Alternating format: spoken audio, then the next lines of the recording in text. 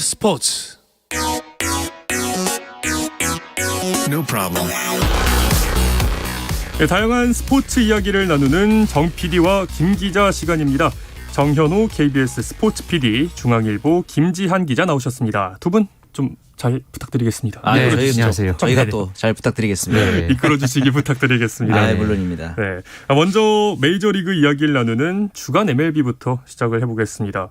한국인 메이저리거의 최근 활약부터 좀 짚어주시죠. 네, 우선 김하성 선수 같은 경우에는 쉴 새 없이 이제 선발 출장하면서 입지를 다져오다가 최근에 이제 29경기 연속 출장하다 30경기 만에 휴식을 취했고 네. 그 경기에서 샌디에고가 또 대승을 거두고 분위기가 좋았는데 오늘은 0대3으로 패배했고 이 김하성 선수도 4타수 무안타로 침묵을 했어요. 네네. 어쩔 수 없었던 게 상대의 마이애미의 선발이 샌디 알칸타라 선수인데 지금 사이 영상 후보 1순위입니다. 그렇죠. 거의 영순위. 네. 지금 뭐 11승 5패 평균 자책이 무려 1.92. 1점대요. 네, 그리고 가장 놀라운 게 이 이닝 수가 173이닝입니다. 사실 요즘 현대야구에서 이렇게 선발 투수가 이닝을 길게 던지는 스토프형 선발 투수가 많지는 않은데 그렇죠. 이 이닝 수가 지금 173이닝은 2위인 에런놀라가 152.2이닝이기 때문에 압도적인 페이스거든요. 차이가 많이 나요, 정말. 어떻게 보면 약간 예전에 올드스쿨 스타일의 경기를 모두 책임지는 그런 에이스다라고 볼 수도 있고 오늘도 7이닝 무실점으로 마이애미의 승리를 이끌었거든요.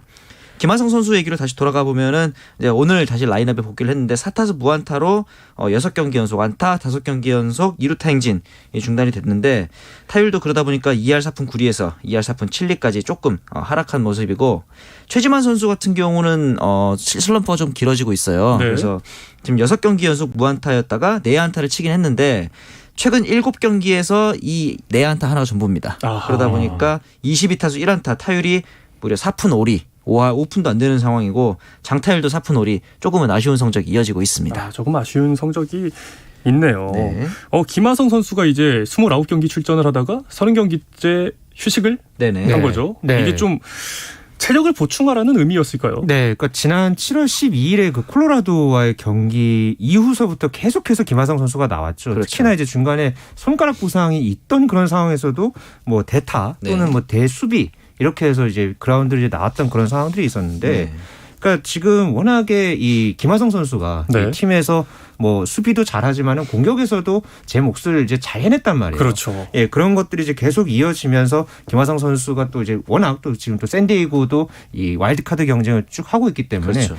이 페이스가 좋은 김하성 선수를 뺄 수는 없었죠. 네네. 그러다가 이제 29경기 연속 출전을 하다가 이제 결국은 어제 경기에서는 이제 잠시 이제 쉬는 네. 예, 그런 좀 타이밍이 있었습니다. 좀 쉬긴 했지만 앞으로 좀 김하성 선수의 입지가 좀 단단해지지 않을까 이런 생각이 드는데요. 샌디에고 내에서 입지가 굉장히 단단하지고 이 이유는 샌디에고에겐 굉장히 안 좋은 이유인데 이 경쟁자라고 할 수 있는 팀의 간판인 이 페르난도 타티스 주니어가 금지 약물이 검출되면서 80경기 출장 정지 징계라는 중징계를 받았어요. 네. 그러다 보니까 이제 뭐 타격에서는 타티스 주니어 좀 앞설 수 있지만 최근 김하성 선수의 이제 수비 수치만 보면 거의 팀 내뿐만 아니라 리그 전체에서도 탑급이었기 때문에 예. 아무래도 타티스 주니어가 빠진 부분에 있어서 내야 수비에서의 팀의 안정감을 부여하는 부분에 있어서는 대체 불가한 자원으로 좀 더 확실하게 자리매김할 것 같습니다. 이게 80경기면 내년까지는 못 뛴다고 봐야 될까요? 그렇죠. 이번 시즌 뭐 잔여 경기에서 거의 시즌 아웃이다 이렇게 보시면 될 것 같아요. 그럼 내년까지는 좀 김하성 선수도 좀 안심을 할 수 그렇죠. 있을까요? 네네. 그렇죠. 현재로서는. 수비에 있어서는. 네.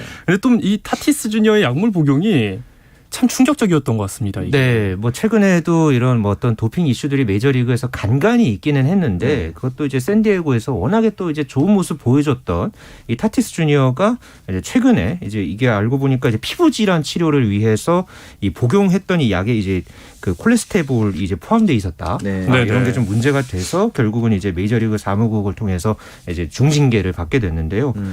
이렇게 되면서 이제 타티스 주니어 선수는 이제 올 시즌을 마치고서 뭐 내년 시즌까지도 아마 초창기까지는 아마 조금 뛰기 힘든 그렇죠. 예, 그런 상황이 됐고요. 타티스도 본인이 이제 이렇게 징계를 받고서 이제 선수 노조를 통해서 복용한 약에 금지 성분이 있는지 확인했어야 됐는데 네. 그렇지 못했다. 내 불찰이고 죄송하다. 이렇게 또 사과하는 모습도 있었습니다.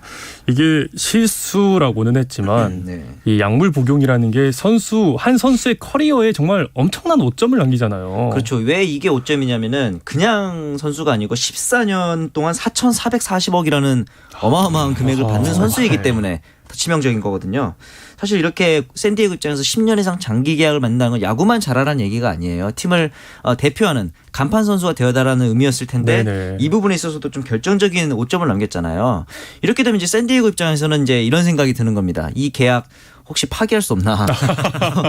왜냐하면 이제 그 심각한 명예훼손에 해당할 수도 있느냐 이렇게 네. 볼 수 있는데 메이저리그의 가장 큰 특징 중에 하나가 뭐냐면은 이 선수 노조가 굉장히 강력합니다. 오. 그렇기 때문에 구단 입장에서 아무리 선수들이 이런 명예훼손 행위를 한다 하더라도 이게 그 계약 파기의 사유까지는 좀 되게 어려운 부분들이 분명히 있어요. 예. 뭐 당연히 이제 야구라든가 야구를 못 한다든가 이런 부분에 있어서는 당연히 파기가 안 되고 그렇기 때문에 뭐 이제 남은 80경기 징계 기간 동안 월급을 미지급한다든가 이럴 수는 있겠으나 앞으로 남은 14년 동안 샌디에이고가 타티스 주니어라는 이 선수를 어떻게 대처하고 같이 이끌어 가야 될지 이 부분이 변수가 될 것 같습니다. 샌디에고 입장에서 이런 말을 해도 될지 모르겠지만 그 세대다는 표현을 써도 괜찮을까요? 장난 네, 약간 아니죠, 그런 지금. 생각이 들지 황당한 않을까. 상황이죠. 그러니까 계약 경기 전날로 돌리고 싶을 거예요. 그렇죠. 그러니까 지금 14년 계약을 했는데 그러니까 네. 작년에 이걸 계약을 했어요. 네, 그리고서 작년에요.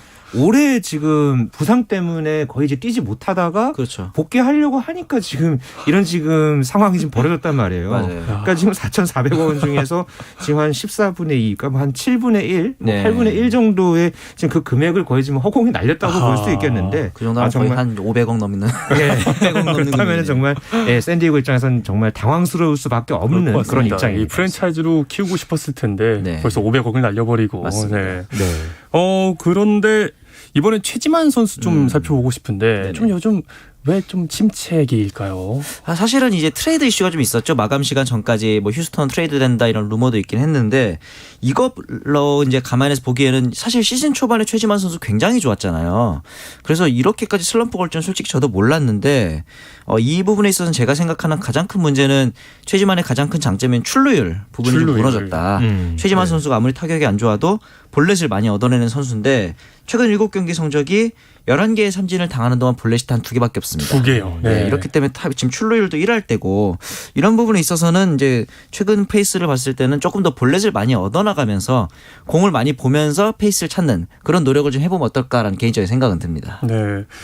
그리고 또 얼마 전에 저 기사를 살펴보다가 LA 다저스의 최현일이라는 선수가 있다는 걸 또 알게 됐는데 그 네. 선수는 좀 어떤가요? 그러니까 뭐 여러 팀들이 이제 메이저리그에 이제 있지만요. 워낙에 또 이 LA 다저스에서 우리나라 선수가 뛰고 있다. 네. 마이너리그에서 뛰고 있다는 것만으로도 상당히 이제 화제를 이제 그렇죠. 모을 법한데 그럼요. 이 최현일 선수가 이제 서울 고등학교를 졸업하고서 다저스와 이제 계약을 했죠. 그리고서 이 싱글레이에서 이제 조금씩 이제 경험을 쌓으면서 지난 시즌 같은 경우에 이제 로우 싱글레이에서 시즌을 이제 시작을 해서 네. 다음에 이제 하이 싱글레이에서 이제 시즌을 마쳤거든요. 그러니까 좀 단계를 조금 이제 올라간 그런 어떤 이제 상황을 맞으면서 작년에 이제 성적만 놓고 보면은 24경기에서 106과 3분의 1이닝을 소화를 했고요. 8승 6패에 평균 자책점 3.55. 그러니까 싱글레이긴 하지만은 이 정도의 성적이면 꽤 준수한 성적을 네, 냈었거든요. 네. 그랬기 때문에 이제 다저스에서 올해의 마이너리그 투수상을 이 최현희 선수에게 어허. 이제 줬습니다. 그리고서 올 시즌에도 좀 기대감을 이제 갖게 했는데 조금 그 한 차례 이제 5월달에 이제 선발 등판을 하고서 이 오른쪽 팔꿈치 부위에 좀 통증이 있었다고 해요. 그리고서 이제 정밀 검사를 하면서 이 힘줄 부위에 이제 염좌 증상이 있다는 것을 아하. 네. 이제 확인을 하고 그나마 다행인 것은 이제 그 인대 손상이 아닌 예, 힘줄 연자라서 이제 재활이 현재까지 이제 진행이 되고 있다고 하거든요. 네. 그러니까 이 선수가 아직은 조금 이제 젊은 선수고 시즌 아웃이 일단은 또 아닌 것으로 지금 또 밝혀져 있기 때문에 네. 앞으로 이 다저스에 있는 이 유망주 선수 최현일이라는 이름 석자를 한번 좀 야구 팬들이 많은 야구 팬들이 좀 기억해 주셨으면 네. 하는 바람입니다. 네, 또 이 기대가 되는 것 같습니다. 네. 그렇다면 또 이 미국 야구에서 뛰고 있는 다른 우리나라 선수들은 요즘 어떻게 지내는지 이것도 궁금한데요. 아마 이제 대부분의 팬들이 박효준과 배지환 선수를 그렇죠. 떠올리실 텐데 이 둘이 경쟁자예요. 어. 같은 팀에서 뛰고 있는 피츠버그 산하 네. 마이너인데 공교롭게 이 포지션에다가 소위 말하는 타격 스타일도 비슷합니다. 내야 외야를 모두 이제 뛸 수 있는 멀티플레이어 자원이고 파워보다는 컨택팅과 스피드의 강점이 있다. 자원도 그 같은 좌타고요. 이러다 보니까 스타일이 너무 비슷해서 박효준과 배지환 두 선수가 모두 콜업되기는 솔직히 좀 어려워 보이는 부분도 있어요. 우리나라 사람들이 그동안 메이저리그를 보면서 뭐 김병현 선수도 잘하고 박찬호 선수도 이런 적은 있었으나 같은 우리나라 선수들끼리 경쟁을 하는 포지션에서 경쟁하는 경우는 드물었잖아요. 그렇죠. 한 번도 없었을 것 같은데 이렇게 되면서 약간 그 우산장수처럼 박효준이 너무 잘해도 배지환 선수가 힘들고 배지환 선수가 치고 올라오면 박효준의 자리가 없어지는 이런 양 선의의 경쟁 과연 어떤 구도로 갈지도 재밌어 보입니다. 네. 네, 또 선수들의 활약을 포함해서 네. 또 메이저리그 이슈들도 한번 좀 짚어보죠. 네, 지난 한 주 사이에 대기록들이 좀 많이 나왔습니다. 그렇죠. 대기록이요. 예, 네. 그러니까는 뭐 그 전에 사실 저희가 매주 화요일마다 이 메이저리그 소식을 다루는데 네. 바로 그 지난주 화요일 이후에 그 바로 다음 날이었죠. 네. 맞습니다. 예, 지난 10일에 이 에인절스의 오타니 쇼헤이, 네. 네. 이도리로 불리는 오타니 쇼헤이 선수, 이 선수를 저희가 이 시간에 정말 많이 다뤘는데 네네. 이 선수가 마침내 10승에 두 자릿수 홈런 기록을 이제 달성해냈습니다. 그렇죠. 예, 이 베이브루스 이후에 무려 104년 만에 아하. 이 대기록을 104년. 작성해냈고요. 네. 3.1운동 1년 전입니다. 그렇죠. 네, 그리고 이 세인트루이스의 전설이죠. 살아있는 전설 엘버트 푸올스 선수가 어제 미러키전에서 홈런 2개를 쳤습니다. 2개를요. 예, 이렇게 되면서 개인 통산 63번째 멀티 홈런 그리고 지금 통산 홈런 개수도 689개까지 늘렸습니다. 네. 이제 그 통산 최다 홈런 4위 기록인 알렉스 로드리게스의 기록에 이제 7개 차까지 네. 이제 추격을 하게 됐고요. 네. 그리고 지난 14일에 이 필라델피아와의 경기에서 또 이제 제가 이 시간에 이제 뉴욕 매치의 올 시즌 우승을 계속해서 이제 이뤄왔는데 네. 그렇죠. 제이콥 디그롬 선수가 시속 101.7마일을 광속구를 던진 그런 어떤 기록까지 이제 냈습니다. 그러면서 이 경기에서 또 무실점 경기 이제 치르면서 3경기에서 2승 무패. 그렇죠. 예, 아주 좀 좋은 투구 내용을 이어갔던 그런 좀 이슈도 있었습니다. 그리고 이제 반대로 이 매츠가 내셔널리그에서 우승을 하기 위해서 가장 경쟁자인 다저스는 이 워커빌러 선수가 에이스가 팔꿈치 수술로 시즌 아웃이 됐어요. 네. 이런 또 이슈가 있고 그다음에 이제 텍사스 레인저스 같은 경우는 성적 부진으로 우드워드 감독이 경질되는 네. 이번 시즌에만 벌써 4번째 감독 퇴진 이제 뭐 메이저리그 총초에 합쳐서 그런 이슈도 있었던 한 주였습니다. 이 보이스 선수가 11개만 더 치면 이제 700개 홈런을 치게 되는 거잖아요. 맞습니다. 네. 근데 올해는 조금 힘들 수도 있을 것 같은데 내년까지 선수 활동을 할까요? 그러니까 선수 본인은 일단은 워낙에 지금 은퇴 투어까지 지금 하고 있는 상황. 그러니까 말이에요. 네, 그렇기 때문에 내심 그래도 이제 메이저리그 팬들 뭐 오늘 어제 제가 이제 어떤 기사에서도 이제 본 것도 그러니까 700개가 있으니까 그러니까 내심 조금만 더? 내년까지 예, 조금 더 뛰면 어떨까 하는 그런 기사도 제가 봤습니다. 아하. 네. 어떻게 될지. 네, 이어서 또 한 주간 스포츠계 이슈들 좀 더 짚어보겠습니다. 그 전에 잠시 쉬었다 오겠습니다.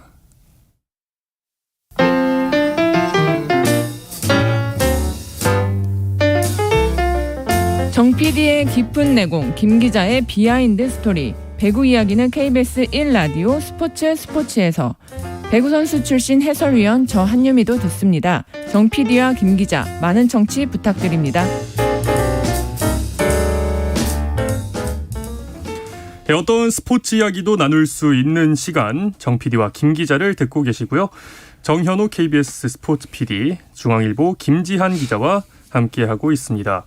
지난 한 주간 스포츠 이슈들 좀 더 짚어보겠습니다. 어떤 뉴스들이 좀 화제였나요? 네, 18세 이하 여자 핸드볼 선수권 세계 선수권 대회에서 네네. 우리나라 18세 이하 여자 핸드볼 대표팀이 우승을 차지했습니다. 아. 정말 이 여자 핸드볼에서 특히나 이 또 유럽에서 열린 이 대회에서 이렇게 또 우승을 이제 차지하면서 이 모처럼 우리 여자 핸드볼에 이제 쾌거가 네네. 있었고요. 그리고 지난 한 주 사이에 또 이 배구계 소식들이 많았죠. 네. 이 남자 국가대표의 ABC컵 이 도전도 있었고 네. 그리고 코보컵 대회가 또 개막한 지난 한 주였습니다. 네, 맞습니다. 네.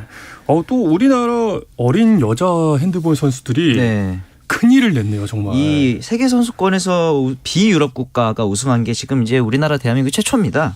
전체 국가 예, 중에서, 모든 네, 나라 유럽 중에서 국가 비유럽 최초. 국가가 역대 대회에서 항상 유럽이 이제 우승했던 대회였고 네. 사실은 4강에 진출한 것도 우리나라밖에 없어요. 지금 보면은 이제 2006년에 우승을 했고 2006년과 이제 2006년에 준우승했고 2016년과 18년에 또 3위를 했고 그러니까 유럽을 제외한 다른 대륙에서는 사실 4강에도 들지 못했던 네. 그야말로 이제 핸드볼 하면 유럽이었던 이런 상황이었는데 굉장히 이런 상황에서 우리나라가 무려 8전 전승으로 우승을 했습니다. 이야. 근데 이제 이게 18세 대회란 말이죠. 그렇다면 네. 이 멤버들이 그대로 2년 뒤에는 20세 이하 세계 선수권이 또 열립니다. 그렇죠. 북마케도니아에서. 이렇게 되면은 이 멤버 그대로 골든 제너레이션처럼 이 대회에서 또 우승을 노릴 수도 있는 상황이기 때문에 우생순이라고 하죠. 우리 네, 세계 그렇죠. 최고의 순간이 아직 안 왔을 수도 있겠다. 이 선수들한테는 그런 생각도 들었습니다. 2년 뒤가 진짜 기대가 되는 그런 소식이네요. 네. 이게 좀 여담이지만 저희 어머니께서도 배구 선수 출신이신데 아, 정말요? 항상 저한테 얘기하셨던 게 운동은 신장 차이를 극복하기 어렵다라고 하셨거든요. 아. 네. 이게 유럽 선수들이 신장이 조금 더 클 것 같은데 네. 네. 이거 어떻게 좀 가능했을까요? 기본적으로 그러니까 이번 대회에서의 이제 출전한 선수들의 이제 평균 신장을 봐서도 우리나라가 168cm였고요. 네. 8강에서 이제 상대했던 스웨덴이 175.6cm 그리고 결승에서 상대했던 덴마크 같은 경우에도 174.4cm 거의 뭐 6에서 한 7cm 거의 그렇죠. 8cm 차이에 아주 엄청난 그런 차이가 있었는데요. 그럼에도 이렇게 우리가 이제 좋은 경기를 펼치고 또 우승까지 할 수 있었던 것은 역시나 우리의 이제 그런 어떤 뭐 체력 네네. 그리고 뭐 그것을 이제 좀 상쇄할 수 있는 어떤 뭐 조직력, 스피드 이런 부분들이 잘 이제 살아나면서 특히나 이제 또 그 덴마크를 이제 상대로 해서는 우리가 굉장히 9m 득점수에서는 좀 크게 밀리는 그런 경기를 했습니다만은 뭐 속공이라든가 스틸 네. 이런 부분에서 우리가 또 좋은 모습 보여줬거든요. 그렇기 때문에 또 이제 현지에서도 상당히 이런 어떤 스피디한 우리 이제 핸드볼 대표팀을 굉장히 또 응원하는 그렇죠. 그러니까 막 짜작짜작짝 대한민국을 네. 짜작짜작짝 사우스 코리아 뭐 이렇게 해서 막 응원하는 네, 그런 모습을 좀 볼 수 있었거든요. 네. 예, 그 정도로 이제 유럽에 정말 이 매료시킨 그런 어떤 우리 이 대한민국 여자 핸드볼의 힘을 확인할 수 있었던 네, 이번 대회였습니다. 일종의 뭐 스포츠 한류라고 해도 괜찮겠네요. 네, 그렇죠. 네, 그러네요.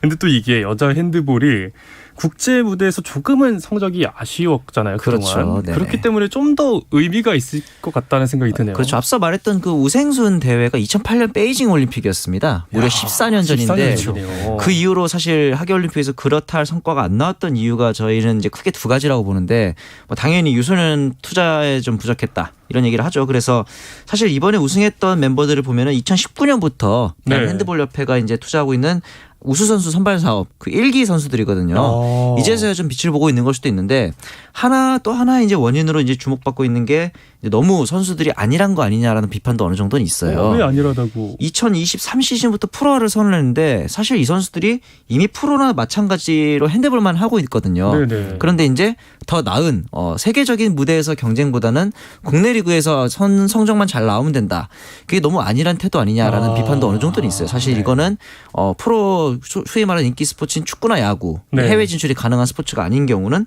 뭐 육상도 그렇고 핸드볼도 그렇고 기초 종목에서부터 이런 부분에 대한 비판들이 좀 많이 나오고 있는 상황이라서 이 부분에 대해서도 조금 더 날선 목소리가 필요한 게 아닌가 네. 이런 비판의 목소리도 있습니다. 또 기초 투자가 또 들어가고 있으니까 그런 비판이 또 나올 그렇죠. 그렇죠. 나올 수도 있는 거죠. 왜냐하면 네. 워낙 이제 핸드볼 같은 경우에는 이 대기업이 잘 알려진 대기업이 이제 또 회장사로 현재까지 좀 10년 넘게 하고 있죠. 네, 투자. 하고 있죠. 예. 베이징 올림픽 이후에 이제 계속해서 이제 투자를 하고 있고 네. 기본적인 어떤 투자라든가 이런 부분들은 꾸준하게 이어지고 있습니다만은 맞습니다. 오히려 이제 그런 올림픽이라든지 뭐 아시아 선수권 이런 대회에서 우리나라가 굉장히 또 이제 낮아지는 경쟁력을 좀 보여주고 있는데.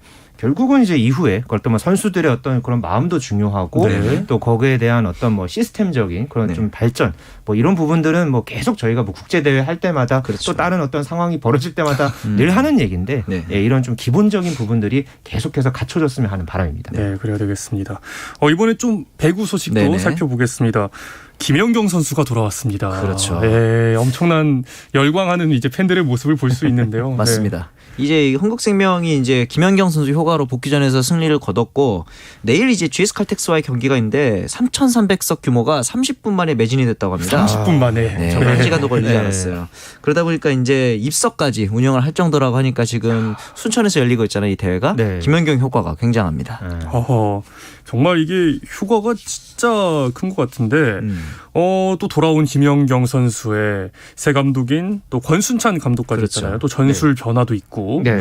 흥국생명을 기대하는 목소리가 큰데 이번 대회에서 좀 엿볼 수 있을까요? 네, 그러니까 일단 지금 첫 경기에서 흥국생명이 좀 변수가 좀 있었어요. 그러니까 그렇죠. 경기 전날에 이 코로나19 확진자가 이제 흥국생명 내에서 워낙 많이 나와서 네.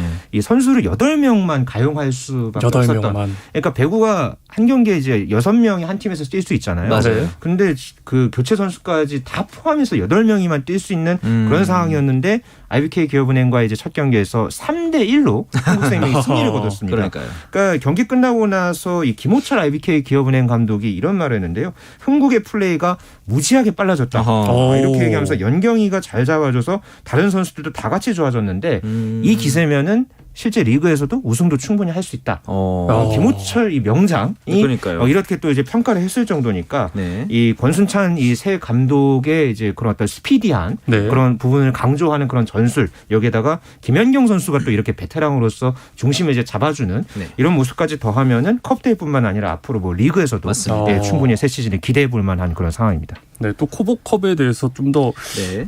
자세한 정보를 모르시는 분들도 있을 것 같아서요. 네. 이거 좀 소개를 해주실 수 있나요? 두 조로 네. 나뉘어서 진행되는데 남자부는 우리카드 한국전력, 현대캐피탈, KB손해보험이 A조, OK금융그룹, 대한항공, 상무, 삼성화재가 B조로 나뉘고요. 여자부 같은 경우는 흥국생명, IBK, GS칼텍스가 A조, 그리고 이제 페퍼저축은행, 한국도로공사, 현대건설, 인삼공사가 B조로 나뉘는데 네. 각 조의 1, 2위가 준결승에 진출해서 이제 결승 진출을 놓고 다투는 시스템이 되겠습니다. 각 조의 A조, B조의 1, 2위가 네. 올라가서 준결승에 올라가서 이제 토너먼트. 상대 1, 2위와 2위와 1위가 맞붙는 그런 시스템입니다. 네. 여자분은 이제 조별 리그가 끝이 났나요? 일단은 지금 경기가 진행이 되고 있고요. 맞습니다. 그러니까 지금 IBK 기업은행과의 경기에서 이제 어제 이제 GS칼텍스가 3대 0으로 또 완승을 거두면서 네. 결국은 GS칼텍스는 지금 준결승에 먼저 네네. 진출했고요. 네. IBK 기업은행은 이제 2연패를 당하면서 네. 결국 이제 토너먼트에 오르지는 못했습니다. 그리고 네. 오늘 그 지난 시즌 1, 2위 팀 간의 이제 그렇니까요. 대결이었죠. 네네. 현대건설과 도로공사의 경기에서는 도로공사가 맞습니다. 3대 1로 아, 승리를 이 거두면서 경기가 진짜 예. 마지막 4세트에 32대 30까지 갔거든요. 엄청난 접전이 펼쳐졌습니다. 배유나와 김세인이 42점을 합작했고 예. 굉장히 명경기였습니다. 남자부 경기는 좀 어떻습니까? 네, 남자부는 아직 시작하지 않았고요. 네. 21일부터 이제 시작이 됩니다. 그래서 아까 이제 소개해드린 대로 이제 조별 리그를 치른 뒤에 27일과 28일에 4강 토너먼트가 치러질 예정입니다. 네. 남자부는 좀 이적생도 많고 그렇죠. 또 감독 교체도 네. 많았기 때문에 주목할 만한 이런 포인트들이 좀 있을 것 같아요. 그렇죠. 이 하현영 선수 같은 경우도 이제 삼성화재로 이른 유니폼을 바꿨고 감독들의 이동이 좀 많았죠. 김상우 감독이 이제 삼성화재에 부임을 했고 권영민 감독이 한국전력, 인삼공사는 고이진 감독 그리고 이제 권순창 감독이 흥국생명 이렇게 남녀 모두 감독에 좀 부임이 많았기 때문에 사령탑들의 어떤 배구를 펼치는지 보는 것도 재미있는 포인트가 될 것 같습니다. 네, 그리고 또 최근에는 이 남자 대표팀 경기도 있었잖아요. 바레인이랑. 네, 이 ABC컵에 이제 우리 그 임도원 감독이 이끄는 남자 배구 대표팀이 이제 도전을 했는데 결과적으로 조금 아쉬웠습니다. 네. 우승을 이제 도전을 했는데 이제 바레인에게 0대 3으로 완패를 당하면서 결국은 최종 4위로 이제 대회를 마쳤고요. 네. 뭐 과정에서 우리나라가 이제 태국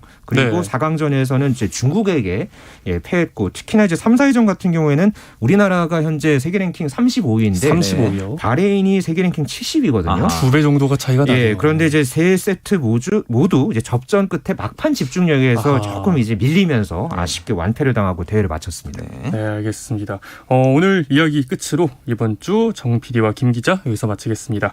정현호 KBS 스포츠 PD, 중앙일보 김지한 기자와 함께했습니다. 오늘도 고맙습니다. 감사합니다.